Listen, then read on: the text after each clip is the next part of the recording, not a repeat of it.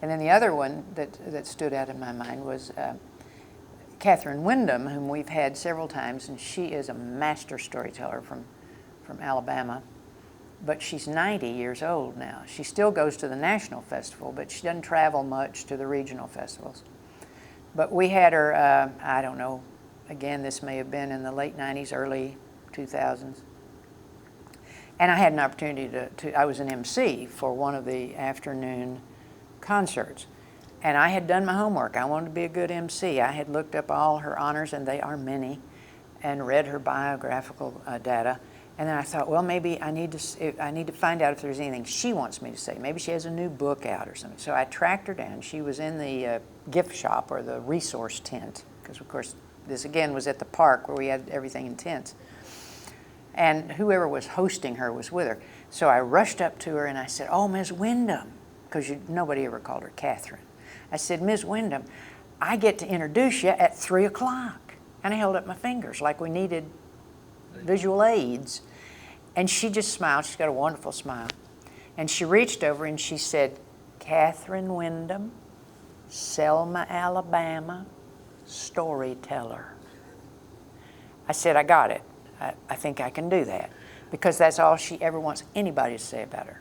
And if you try to say more about her, she will walk up on the stage and get right behind you, and you know you better get off.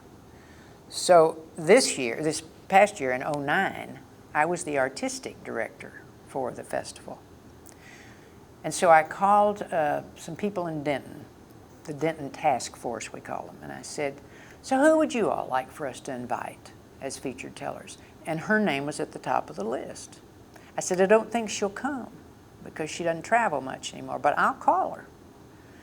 Well, she doesn't have a cell phone, she doesn't have an answering machine, she doesn't do email. When you call her, you better be ready to do it the old-fashioned way and keep calling her house until she's home and she answers the phone. And I was lucky. I got her the first try.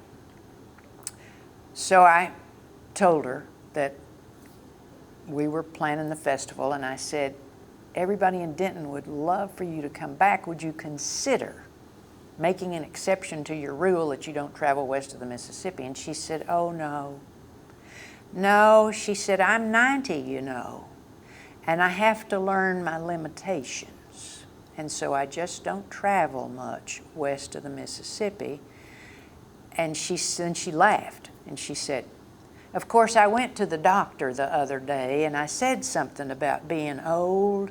And he said, 'Oh, Miss Kathryn, you're not old. You're just in advanced middle age.'" And I said, "I like that." And she said, "You can use it, write it down." And it's moments like that and associations like that that just make the festival, because there's no more accessible bunch of people.